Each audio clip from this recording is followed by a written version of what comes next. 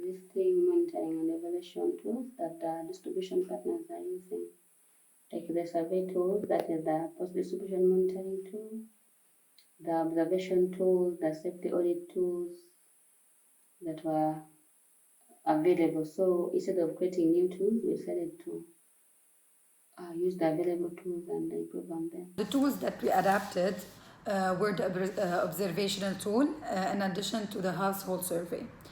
The adaptation was made on a pre-existing tool. So actually adapting an existing tool is much more easier than inventing another tool or a new tool. So we took the qualitative findings from phase 1 of Empowered Aid, and we tried to look at everything that was raised as a concern by women and girls, a concern around their own safety during an aid distribution. So things like traveling to the distribution, traveling from the distribution, whether taxis were taken, whether they traveled to a distribution on foot. There are different risks associated with getting to and from a distribution that were noted. Additionally, we talked about how women and girls perceive safety or risk around a distribution itself. So at a centralized point, or if that distribution is door to door, what kinds of risks might there be? And we tried to design questions that were easy to understand, that were sensitive.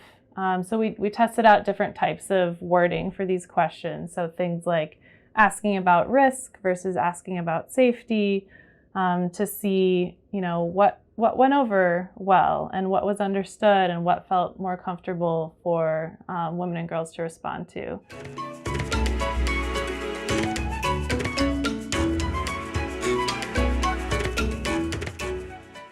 I definitely felt that the tools were more sensitive to SEA because they don't just talk about the distribution itself as a whole, but they talk about the entire cycle.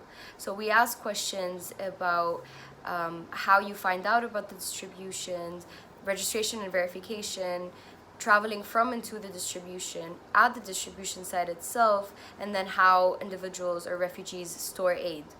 I also found that the women and girls appreciated the fact that we were looking at the distribution as a cycle with different stages rather than as a process as a whole, because they explained to me that they have different experiences that they face at different points of the distribution, and they felt grateful that they had the opportunity to answer questions about these different phases and to share with me their experiences and challenges within each phase or each stage.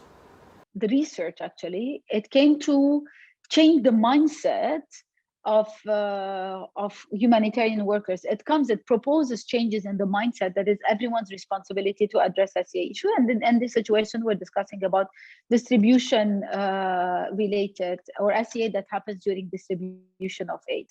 And of course, while shifting this understanding, we promote the SEA mitigation measures to be mainstream within our programs, and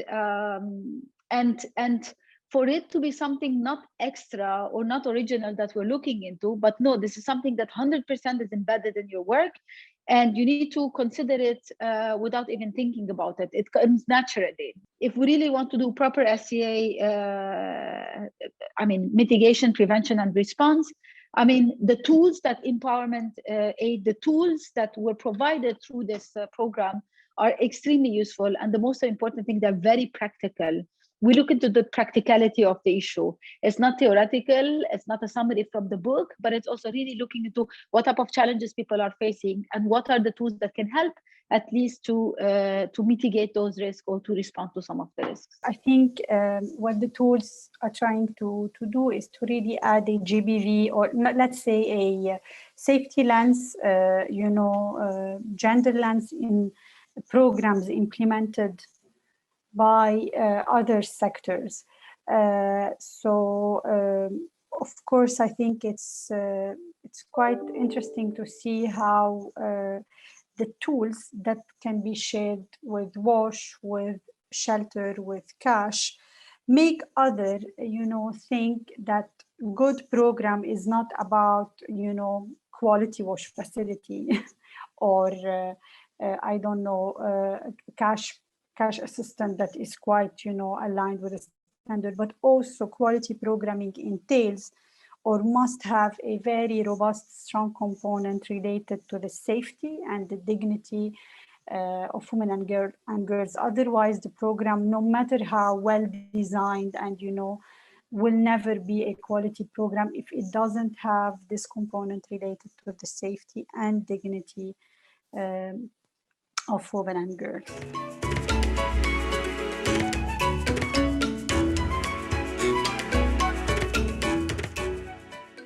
So I think because we have a variety of tools in our toolkit, it gives a chance to sort of see a 360 view of potential risks surrounding an aid distribution.